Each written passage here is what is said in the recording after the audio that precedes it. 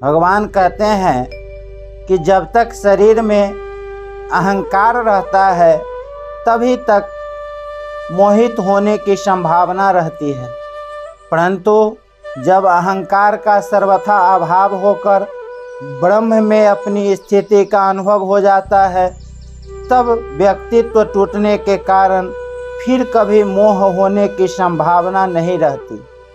सत और असत को ठीक तरह से न जानना ही मोह है। तात्पर्य है कि स्वयं सत्य होते हुए भी असत के साथ अपनी एकता मानते रहना ही मोह है। जब साधक असत को ठीक तरह से जान लेता है तब असत से उसका संबंध विच्छेद हो जाता है और सत्य में अपनी वास्तविक स्थिति का अनुभव हो जाता है। इस स्थिति का अनुभव होने पर फिर कभी मोह नहीं होता। स्थित्वास्या मंतः कालेपि ब्रह्म निर्वाणमृच्छति। यह मनुष्य शरीर केवल परमात्मा प्राप्ति के लिए ही मिला है। इसीलिए भगवान यह मौका देते हैं कि साधारण से साधारण और पापी से पापी व्यक्ति ही क्यों न हो, अगर वह अंतकाल में भी अपनी स्थिति परमात्मा में कर ले, अर्थात जड़ता से अपना संबंध विच्छेद कर ले, तो उसे भी निर्वाण शांत ब्रह्म की प्राप्ति हो जाएगी। वह जन्म मरण से मुक्त हो जाएगा।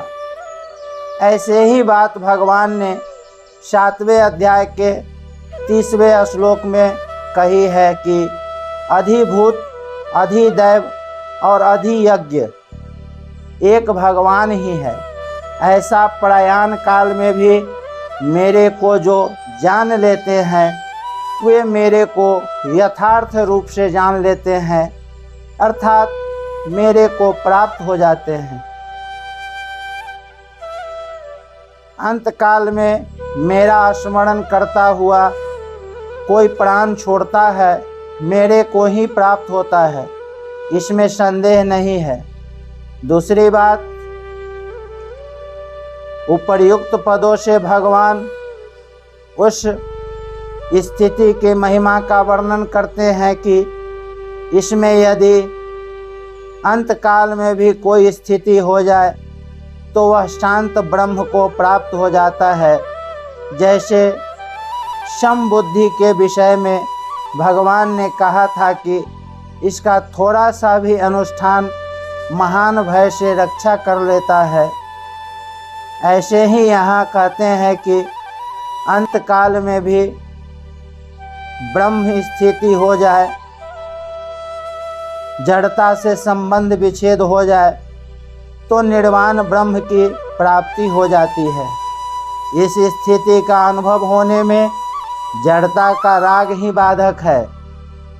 यह राग अंतकाल में भी कोई छोड़ देता है तो उसको अपनी स्वतः सिद्धि वास्तविक स्थिति का अनुभव हो जाता है। यहाँ यह शंका हो सकती है कि जो अनुभव उम्र भर में नहीं हुआ वह अंतकाल में कैसे होगा, अर्थात स्वस्थ अवस्था में तो साधक की बुद्धि स्वस्थ होगी, विचार शक्ति होगी, सावधानी होगी, तो वह बाहरी स्थिति का अनुभव कर लेगा। परंतु अंतकाल में प्राण छूटते समय बुद्धि विकल हो जाती है, सावधानी नहीं रहती। ऐसी अवस्था में ब्राह्मी स्थिति का अनुभव कैसे होगा? इसका समाधान यह है कि मृत्यु के समय में जब प्राण छूटते हैं तब शरीर आदि से स्वतः ही संबंध विच्छेद होता है।